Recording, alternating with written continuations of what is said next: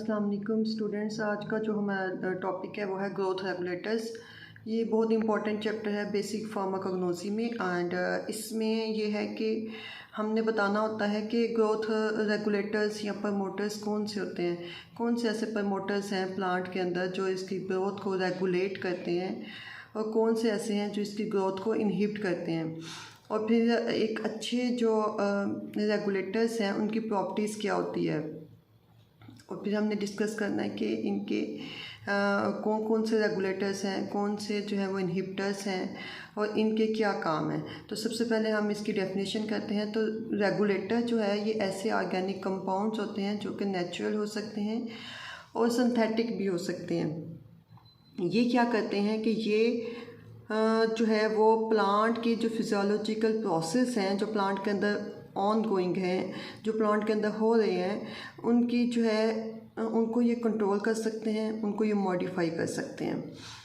अब जो है यानी कि ये ऐसी चीज़ें होती हैं, ऐसे ऑर्गेनिक कंपाउंड होते हैं, ऐसे सब्सटेंसेस होती हैं जो कि प्लांट की ग्रोथ और डेवलपमेंट को कंट्रोल करती हैं, रेगुलेट करती हैं और रिस्पॉन्सिबल होती हैं फॉर कंट्रोलिंग सेल डिवीजन की, सेल इलोंगिनेशन की, सेल मैच्योरेशन की and overall growth of plant की। इसलिए इनको ग्रोथ रेगुलेटर्स या ग्रोथ हार्मोन्स कहते हैं।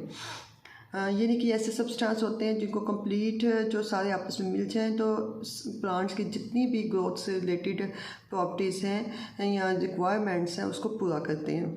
अब इनकी प्रॉपर्टीज़ क्या हैं? सबसे पहले इनकी तो प्रॉपर्टीज़ ये है कि इनको जो है वो स्पेसिफिक इन नेचर होना चाहिए।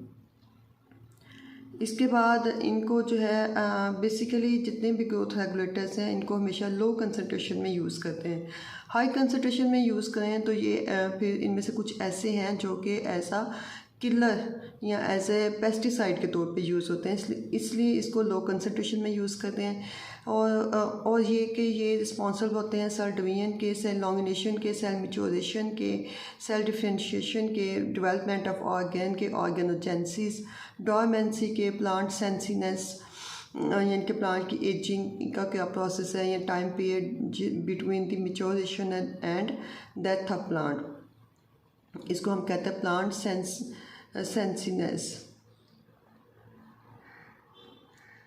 उसके बाद ये टिश्यू कल्चर टेक्निक में बहुत इंपॉर्टेंट है क्योंकि इनकी बगैर जो है वो ना तो सेल डिवीजन होती है और ना ही सेल ग्रोथ होती है।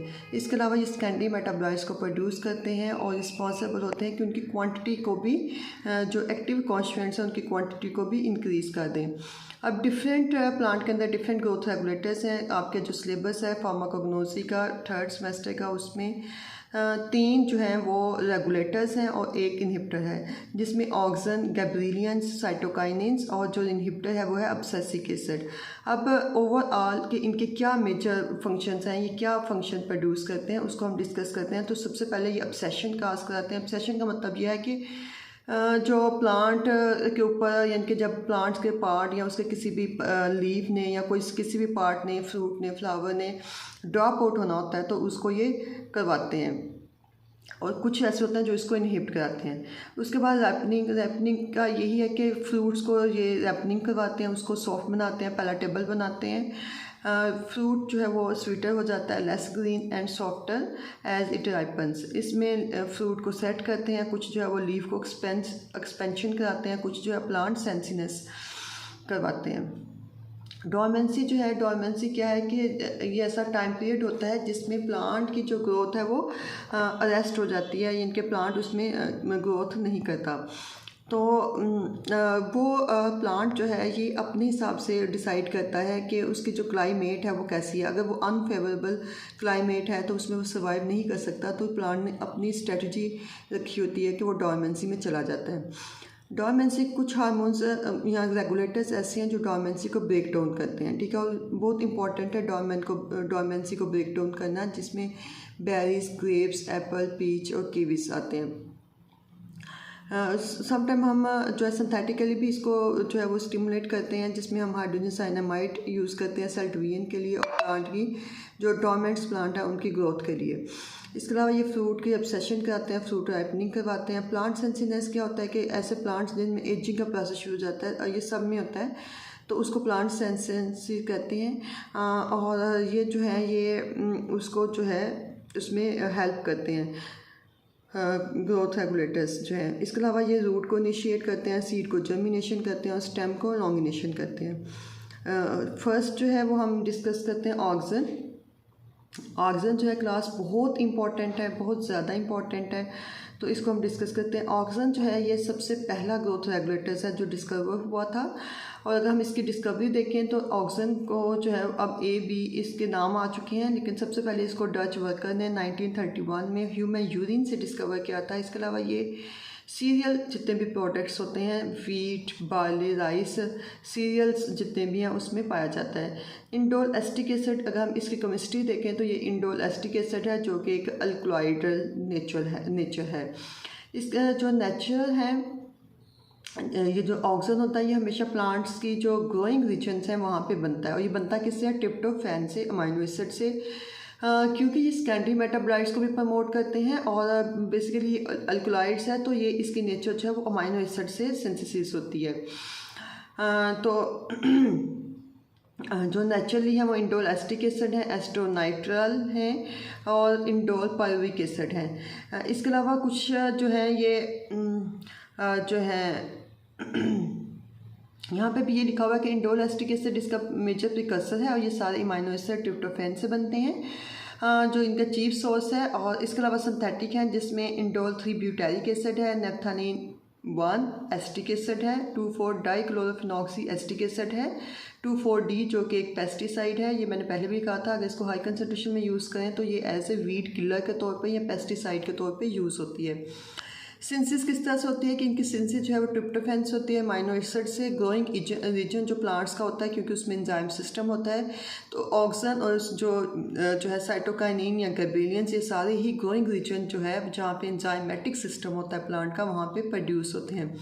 इसके बाद जो ऑक्सन है ये डिस्ट्रीब्यूट हो जाता है स्टेम एपेक्स की तरफ और बड्स की तरफ, वहाँ पे जाके अपना फंक्शन प्रोड्यूस करता है। इसके अलावा इसकी मेटाबॉलिज्म क्या होती है कि जो इसकी जो मेटाबॉलिज्म है इंडोल एस्टिक एसिड की, इसको ऑक्सीडेटिव डिग्रेडेशन होती है जिसमें ऑक्सीडेटिव एंजाइम जिसमें ऑक्सीडेसिस होते हैं वो जो है वो इसको ब्रेक डाउन करवाते हैं और इसको 2 तरह के प्रोडक्ट्स में कन्वर्ट कर देते हैं, एक डाइफिनोल्स में, एक मोनोफिनोल्स में।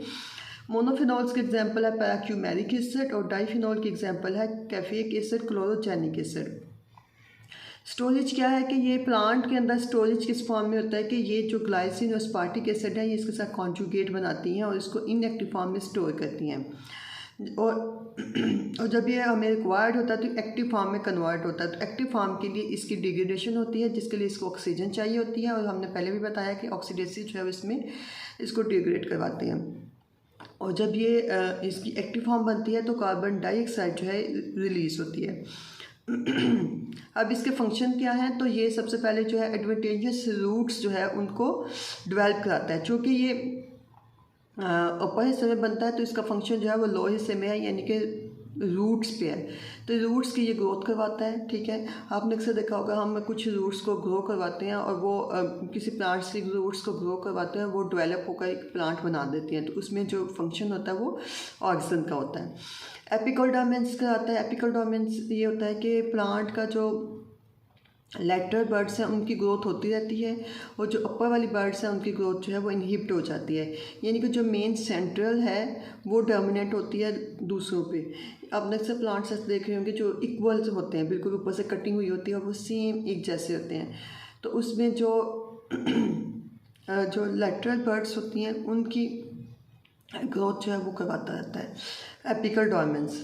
उसके बाद इसके अलावा ये जो है ये ओवरऑल प्लांट की जो ग्रोथ है वो cell division as well as cell nomination करवाता है। इसके अलावा ये जो लीव्स और फ्रूट्स हैं उनको फॉल में डिले करवाता है, उनके ऊपर जो एब्सेशन एसिड की लेयर बनती है उसको बनने नहीं देता ताकि प्लांट की जो एजिंग है वो कंट्रोल हो सके। इसके अलावा ऑक्सीजन जो है फ्रूट्स की डेवलपमेंट में हेल्प कराता है। प्रैक्टिकल यूजेस क्या हैं कि ऑक्सीजन लो कंसनट्रेशन में जो है वो ग्रोथ करवाता है, हाई कंसनट्रेशन में वीट किलर के तौर पे यूज़ होता है। 2,4-डाइक्लोरोफेनॉक्सी एसिड जो है वो बहुत ज़्यादा टॉक्सिक है वीट किलर है डाइकॉट प्लांट्स में, मोनोकाट में भी है, लेकिन डाइकॉट प्लांट में इसका बहुत ज़्यादा इफेक्ट है। अब ऑक्सीजन के प्रैक्टिकल यूजेस क्या है कि स्कैंडी मेटाबोलाइट्स को ग्रोथ करवाता है, तो मेंथा पाइपलेटा में इसका यूज़ है। मेंथा पाइपलेटा में इसको अगर हम जो है नेफ्थानीन इसका जो है 1 एसिटिक एसिड जो इसका सिंथेटिक है उससे ट्रीट करा दें तो वोलाटाइल ऑयल की कंसनट्रेशन जो है वो इसको यूज़ करने से काफ़ी ज़्यादा हो जाती है, स्पेशली मेंथोल। इसी तरह दतूरा स्पीशीज़ में अगर हम इसको ट्रीट करवाएं तो उसके जो उसमें क्या चेंज होता है कि उसका जो फ्रूट होता है दतूरा का वो स्पाइन लाइक होता है, लेकिन इसके ट्रीट कराने से उसका फ्रूट जो है वो स्मूथ प्रोड्यूस होता है। इसी तरह थॉर्न एप्पल्स एस्कोपोलिया में करवाएं तो जो है उसमें भी इसका इफ़ेक्ट होता है। अलगट में करवाएं तो प्रोडक्शन ऑफ अल्कलॉइड्स ज़्यादा कर देता है। ओपियम में करवाएं तो जो ओपी का जो कैप्सूल है उसमें क्या करता है कि उसको ना कैप्सूल को सम टाइम इलॉन्गिनेट कर देता है, लेकिन उसमें देखा गया है कि उसमें अल्कलॉइड का कंटेंट जो है ये डिक्रीज़ कर देता है।